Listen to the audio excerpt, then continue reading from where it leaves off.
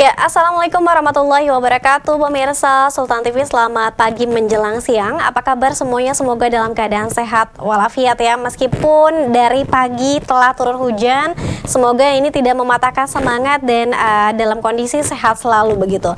Kembali kita menjumpai Anda tentunya dalam live talk show Bincang hari ini di edisi Jumat 18 Februari 2022 pemirsa. Dan tema yang akan kita bahas ini sangat menarik karena ramai juga diperbincangkan terkait dengan tren jual beli alutsista era Prabowo. Namun sebelum kita membahas tema kita di hari ini pemirsa, silakan untuk Anda yang belum bergabung dan juga memfollow media sosial kita di Instagram kita di @sultantv.co dan juga @beritasultantv, fanpage Facebook kita di Kreatif Sultan, dan juga YouTube streaming kita di Sultan TV. Anda juga bisa menyaksikan tayangan kita melalui TV satelit Nin Media di channel 026. Telah terhubung melalui line Zoom meeting kita Bapak Profesor Muradi MA PhD selaku Guru Besar Ilmu Politik dan Keamanan Unpad sekaligus juga pengamat militer. Assalamualaikum Pak Prof. Waalaikumsalam Mbak. Selamat pagi menjelang siang. Terima kasih ya Pak Prof sudah mau membersamai kembali Sultan TV. Sehat-sehat ya? Alhamdulillah sehat. Bandung hujan nih dari pagi. Dari kemarin tempatnya. Betul, sepertinya hujannya merata nih Pak Prof ya. Iya. Oke, Pak Prof, ini ada hal yang sangat menarik begitu ya terkait dengan tren, ada jual beli, ada yang dijual, kemudian juga ini nampaknya Menteri Pertahanan kita Bapak Prabowo Subianto ini kerap mendatangi Amerika Serikat, Italia dan juga Prancis yang katanya tidak hanya dalam agenda diplomasi dalam hal keamanan dan kedaulatan negara, namun juga katanya sedang lobby-lobby untuk beli alutsista. Namun Prof, mungkin bisa dijelaskan dulu sebetulnya alutsista yang dimiliki Indonesia saat ini seperti apa? Oke, terima kasih Mbak. Selamat pagi menjelang siang. Ya, ini juga banyak dari kita kemudian merasa bahwa alutsista kita itu baik-baik saja. Sebenarnya kalau kita merujuk dari data military balance ya, atau data yang kemudian dikeluarkan oleh lembaga militer terkemuka ya, karena kan tiap negara harus menampilkan berapa kapasitas atau postur pertahanan negaranya untuk dipahami oleh banyak negara, dan itu juga artinya itu sifatnya wajib.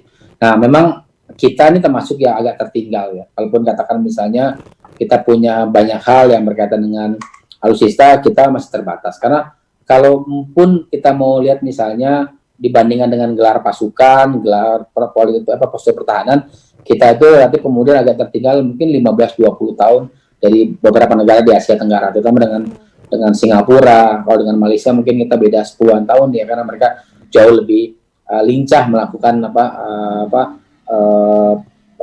pengadaan alutsista yang kemudian berujung pada pembelian dan transfer teknologi. Dengan Thailand juga kita mulai agak keteteran karena secara prinsipil alutsista mereka juga mulai ada perbaruan dari Brazil, dari Korea dan sebagainya. Termasuk misalnya mereka juga membeli produk dari Uni Eropa ya, dari beberapa negara Eropa yang kemudian agak mirip-mirip dengan kita. Kemudian di Vietnam juga sekarang lebih banyak ke Rusia. Hampir semua kebutuhan alutsista. Nah, kita ini juga banyak rencana kan. Kemarin kita punya skuadron baru S-30 dari Sukhoi.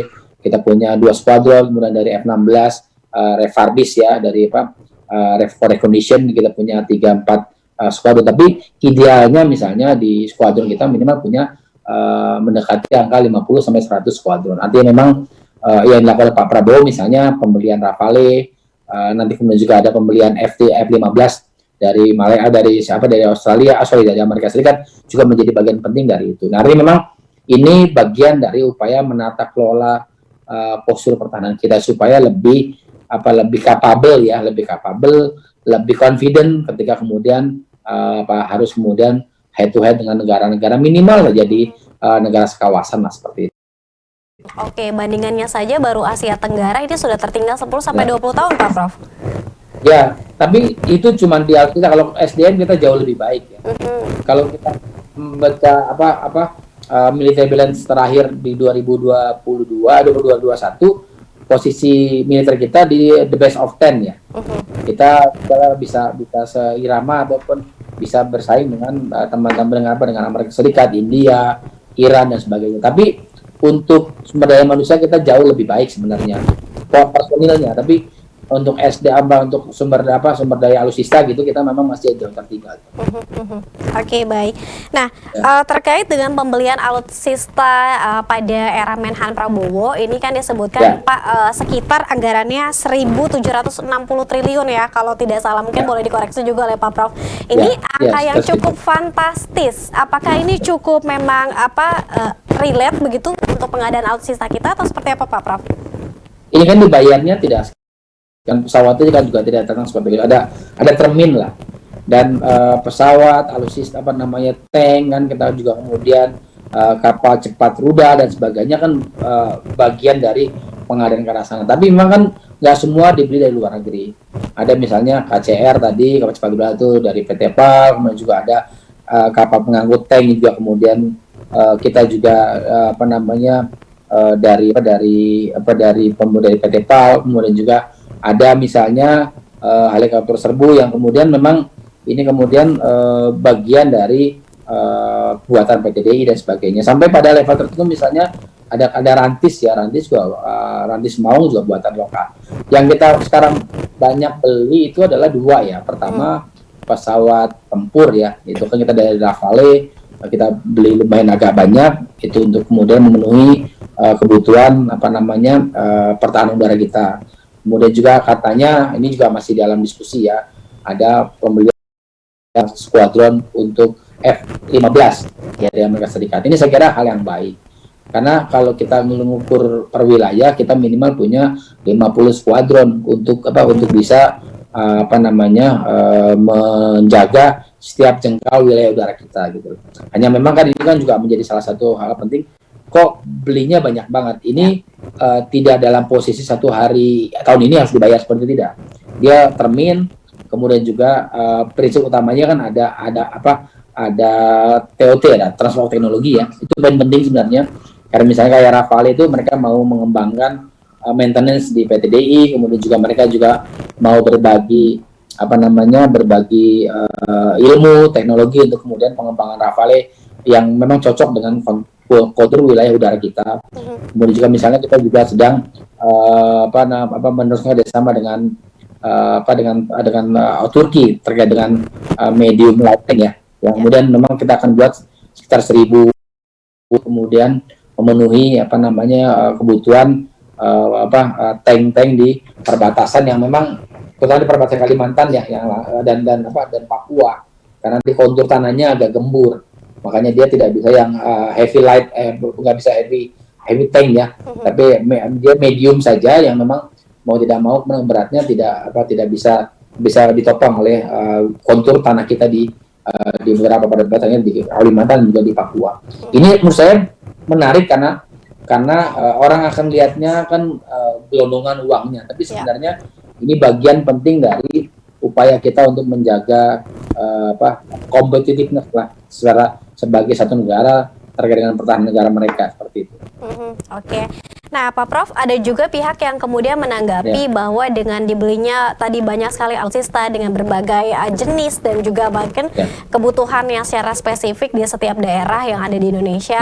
Namun juga disebutkan bahwa ini tidak tepat ketika misalnya katanya pertahanan di Laut Natuna. Tanggapan Pak Prof? Ya kan tahapannya memang kan Natuna itu ada dua yang harus dikembangkan. Pertama adalah dirgantara pertahanan dirgantara atau pertahanan udara ya. Yang kedua adalah pertahanan laut. Itu semua dua-duanya diperjalankan. Katakan misalnya kita kemudian kerjasama untuk pembelian kapal selam dari Prancis juga kan. Itu kan salah satu bagian dari upaya ke arah sana menurut saya. Jadi memang jangan dianggap Natuna itu khas mata-mata misalnya kapal tempur ya, atau KRI atau kapal frigat dan segala macam. Tapi juga yang lebih penting juga adalah pertahanan dirgantara, dan saya kira arahnya ke arah sana kok. Kalaupun kemudian orang merasa bahwa nggak tepat, ya pertanyaan berikutnya, saya tidak dalam posisi sebagai juru bicara Kemhan ya, tapi saya senang kenapa, karena kita pengen juga gergetan juga misalnya dengan manuver-manuver negara sekitar kita. Alutsistanya jauh lebih baik, katakan misalnya di Singapura, kemudian juga Australia dan sebagainya. Tapi buat saya ini adalah satu hal yang menggembirakan, tinggal bagaimana kita melihatnya sebagai satu rangkaian komprehensif untuk pengembangan postur pertahanan dan juga pertahanan kita begitu. Oke, baik. Nah, Pak Prof, hal yang menarik juga bahwa kan ini meskipun tadi sudah dijelaskan oleh Pak Prof bahwa gelondongan uang tadi kan tidak sekaligus dikeluarkan oleh pemerintah, karena memang ada beberapa termin yang kemudian juga dikeluarkan untuk pengadaan alutsista. Nah, ini menariknya juga ada yang mungkin pihak-pihak yang menganggap ini nyinyir karena memang anggaran yang cukup fantastis, menjadi satu hal yang katanya dinilai sebagai bagi-bagi kue kepada Menhan Prabowo. Enggak, bagi kue itu apa ya? Saya belum tahu maksudnya bagi kue gimana. Pembelian tersebut. Iya. Nah, ada tiga jenis pembelian ya. Ada G2G ya. Kalau ini kayaknya G2G ya, karena dia government to government. Ada G2G ya, government to business. Jadi ada juga B2B, business to business. Nah, saya melihatnya untuk konteks pembelian tadi itu semuanya G2G, bahwa memang nanti ada yang diuntungkan, saya kira normal ya. Ada ya, katakan tetap ada middleman lah ya, ada yang menemukan itu, saya kira nggak ada masalah selama kemudian masuk dalam skema pembiayaan yang normal. Nah, itu aja kita lihat apakah memang ke arah menguntungkan misalnya Pak Prabowo dan kroninya kan begitu khawatirnya kan ya. Ya kita lihat nanti kan harganya berapa, kemudian harus dibayar berapa, kemudian bunganya berapa dan sebagainya, itu akan kelihatan. Dari situ kita bisa menilai bahwa apakah Pak Prabowo dan keluarganya dan atau teman-temannya mendapatkan keuntungan tidak dari itu.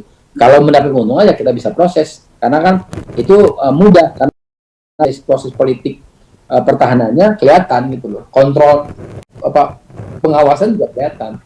Jadi kalaupun saya harus mengomentari misalnya contoh ya, misalnya pembelian kapal fregat dari Italia kan juga bagian dari upaya membangun pertahanan laut di Natuna misalnya. Kemudian pesawat angkut militer Airbus itu juga kan bagian dari pergantian kapal angkut kita yang kemudian sudah sangat sepuh kan, di atas 40 tahun misalnya. Kemudian yang berikutnya adalah ada pesawat tempur Rafale ini kan, saya kira oke saja misalnya sekarang beli 6 buah, itu kan setengah skuadron ya, skuadron kecil kan 12 atau 16. Jadi 6 ini kan awal-awal saja. Berikutnya misalnya kita bicara soal pembelian hal-hal yang lain, misalnya tadi pengadaan tank dan sebagainya. Buat saya selama itu terukur, ada pembeliannya, ada barangnya, kemudian rasional, artinya wajar gitu, maka apa yang dilakukan Pak Prabowo saya kira harus diapresiasi. Tapi tadi saya bilang memang terjadi ada hal yang bersifat mengarah kepada menguntungkan kroni dan sebagainya ataupun menguntungkan pihak tertentu, ya kita akan proses itu. Saya kira dalam fase ini saya harus mengatakan bahwa ini langkah baik, hanya bagaimana kita mengawasi supaya berjalan dengan efektif dan terbuka begitu, seperti itu kira-kira Mbak. Oke, baik Pak Prof, kita harus jeda terlebih dahulu. Nanti kita akan lanjut lagi di segmen kedua. Kita juga masih bahas soal ada juga yang dijual ya Pak ya, ketika beberapa kapal kalau tidak salah. Nanti bisa dijelaskan oleh Pak Prof. Tetap bersama kami pemirsa dalam Bincang hari ini.